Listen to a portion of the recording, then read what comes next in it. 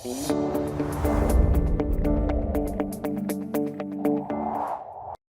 Maria Fontanazza, Director of Content at MedAd News, and I'm here with Chris Pullon and Will Goelzer of Song Life. Welcome.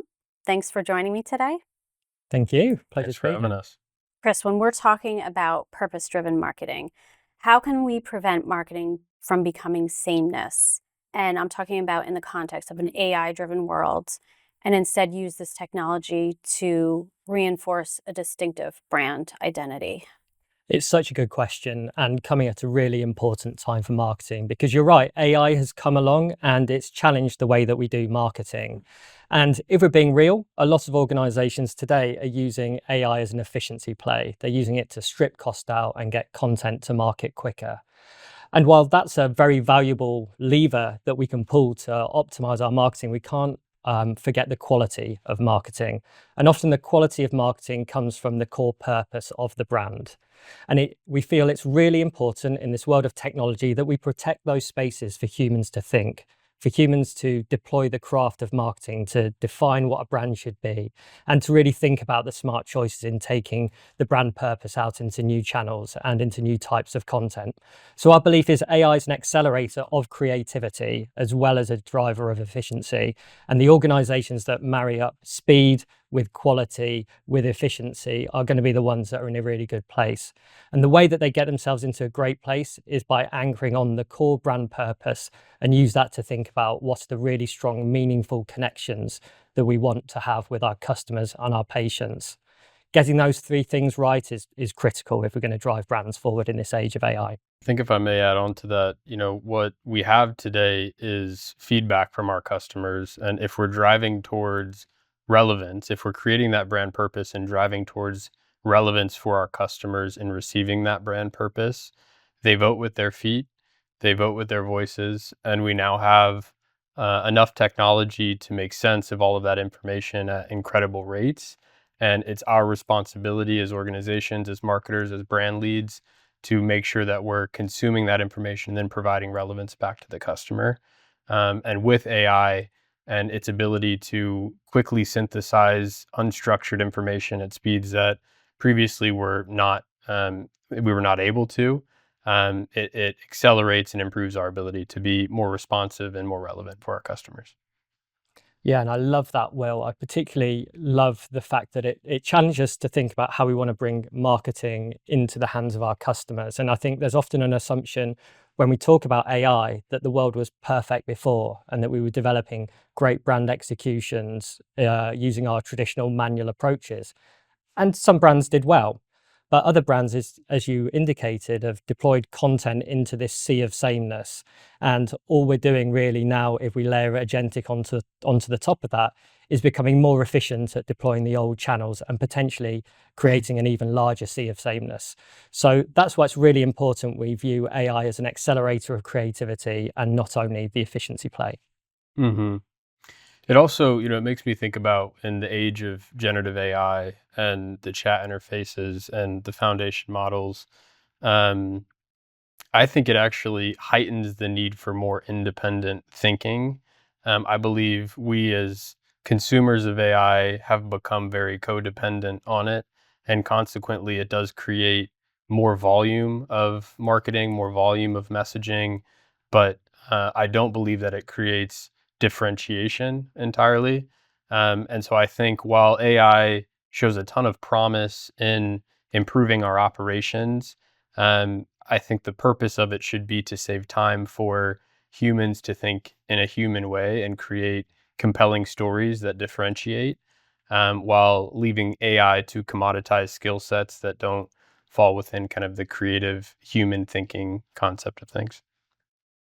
And so expand a little bit on that and talk about what you're doing to sort of facilitate the independent thinking and kind of changing perspectives on how folks may think of using AI. I would look at it in a couple of ways. One is the convergence of skill sets. With generative AI, we're able to learn much more quickly. And as Song Life, we are both a creative and brand powerhouse, but also a consultancy with Accenture. We have resources who grew up in consulting and transitioned to agency.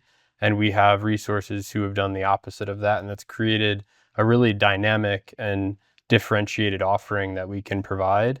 And it's only been accelerated with generative AI, with our ability to upskill our resources, upskilling across data, technology, and strategy to create more connected marketing and activation is incredibly critical.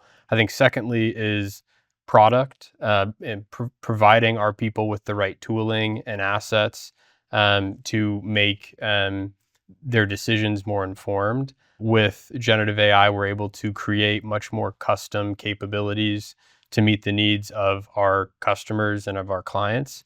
We want to make sure that we're tooling our people in the best way possible. And then lastly is data and information.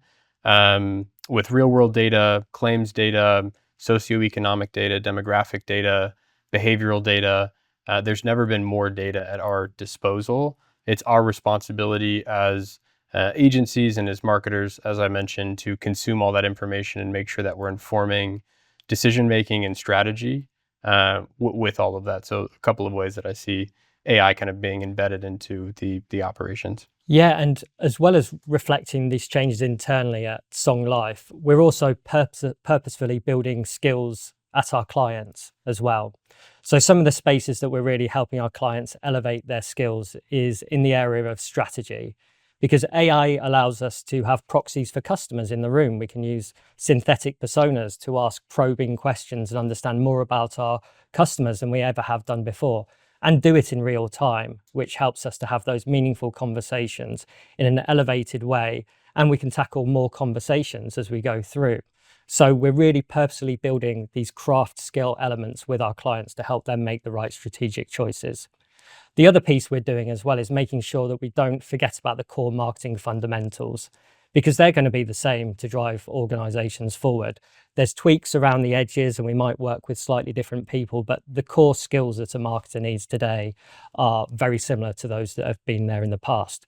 The magic is where we elevate those fundamentals with the ability to use Gen AI tools to create advertising campaigns, or use data modeling to understand campaign performance at an increasing scale and across the whole organization.